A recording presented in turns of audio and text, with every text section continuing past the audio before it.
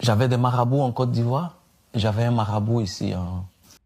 Voici l'histoire d'un autre footballeur qui a eu recours à des pratiques mystiques pour devenir footballeur professionnel. Oui, les amis, il a eu à sacrifier, jusqu'à ce qu'on arrive chez son fils. C'est où il a pris conscience et il a rétrogradé. Bref, les amis, je préfère ensemble qu'on écoute attentivement cette vidéo et surtout partagez-la et laissez-moi vos avis en commentaire. On m'a demandé une fois, en pleine nuit, mais vraiment tard dans la nuit, d'aller me laver en pleine forêt, tout nu, avec une potion magique. J'avais toujours des personnes qui m'encourageaient, qui me disaient « il faut y aller, ça va payer ». Et je voulais tellement retrouver cette gloire perdue là que j'allais malgré moi. J'ai bâti ma vie sur le foot. Pour moi, le foot était le rêve, était ma passion, était tout ce que je savais faire. Je commençais à être beaucoup blessé, ce que je ne connaissais pas avant. Je ne jouais plus trop. Donc ce qui faisait que je perdais cette gloire-là, j'étais moins mis en lumière, j'étais en retrait. Et ça, c'est très douloureux pour un footballeur qui joue au haut niveau.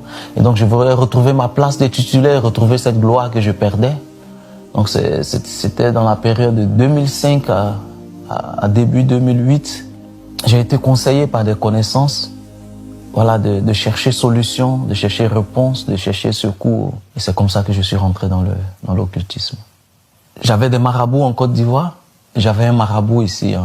Tout en jouant à Nantes? Tout en jouant à Nantes, tout en combinant le foot et toutes ces pratiques occultes. Les marabouts, les prêtres occultes demandent de petites sommes, tout doucement, pour de petits sacrifices. Au début, c'était 500 €, après c'était 1000 €, après c'était 5000 €. Et malheureusement, je ne guérissais pas. Les problèmes que j'avais étaient beaucoup plus sérieux. Donc pour les résoudre, il fallait des sacrifices un peu plus puissants. Et on me demandait toujours plus pour pouvoir m'en sortir. J'aurais dû dire stop tôt, mais je ne pouvais pas. J'étais déjà les pleins pieds dans cet engrenage et je faisais toujours plus pour pouvoir me sortir de cette situation que je vivais très mal. Et vivais très mal cette période-là. J'étais dans une dépression, je ne dormais pas bien parce que je pensais au prochain sacrifice à faire, au prochain fonds à décaisser. Et c'est suite à ça que j'ai eu des pensées de suicide parce que c'était trop fort pour moi, c'était trop difficile pour moi de cumuler tout cela. À un moment donné, ce qui a fait que j'ai arrêté, c'est que on m'a demandé clairement de façon officieuse de sacrifier mon fils. Et là, j'ai pas eu la force d'aller plus loin. Et c'est à ce moment-là seulement que j'ai pu dire non. Sinon, avant, voilà, j'étais comme ensorcelé, j'étais comme envoûté. Je savais plus où mettre la tête. C'est que j'ai reçu comme une vie nouvelle, j'ai reçu un cœur nouveau. J'ai reçu une joie que je n'avais jamais vécue, je n'avais jamais ressenti, même dans les périodes que j'estimais les plus glorieuses de ma vie passée. Et j'ai reçu une paix que je ne pouvais décrire. Et vraiment, ma vie a changé. Et tous les produits, toutes les potions magiques que j'avais chez moi à cette époque, je les ai une nuit balancées, jetées. Et c'est comme ça que je suis allé vers la personne qui m'a introduit auprès des marabouts. Et c'est à cette personne-là que je dis que dorénavant, je ne voulais plus être associé à cela. Je ne voulais plus que mon nom soit associé à toutes ces pratiques. Je ne voulais plus jamais avoir recours au marabout, au monde occulte. Partie de rencontre, même si là, Grichting manque son affaire. Tentative audacieuse, et c'est peut-être le but. Là, c'est encore une très bonne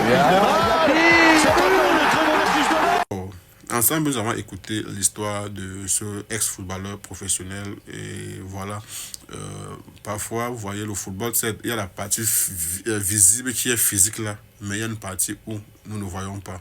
Et je ne sais pas, je veux dire que tous les footballeurs ont recours à ces pratiques mystiques là, mais c'est ceux qui veulent avoir vite peut-être la gloire ou qui ont les longs yeux qui font parfois recours à ces pratiques mystiques-là. Et vous savez que quand le diable donne avec la main gauche, sûrement il va reprendre avec la main droite. Il n'y a rien qui donne gratuitement. Tu auras la gloire, mais derrière la gloire, les sacrifices que tu vas faire seront énormes. Voilà que le monsieur, on est arrivé où ça faisait vraiment le plus mal. La chair de sa chair, son propre fils, c'est où il a stoppé. Donc avant, il vendait des enfants des idiots. Maintenant, je suis pour lui, il met la pause.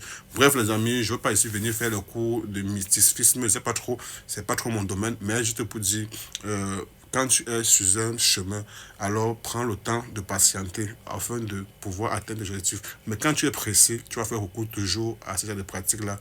Et c'est que sur un matin, on va arriver où on va appuyer le bouton qui va te faire mal. Et si tu n'as plus le sang-froid, tu vas avancer. Et voilà comment tu vas peut-être finir par faire l'irréparable.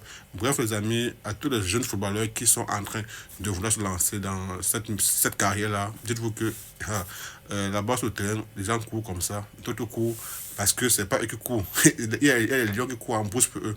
Bref, les amis, je ne veux pas entrer dans ce monde un peu mystique parce que moi, je ne maîtrise pas. Du coup, vraiment, laissez-moi vous avis en commentaire. Est-ce que vous pensez que tous les footballeurs ont recours aux pratiques avant de jouer au football, surtout en Afrique?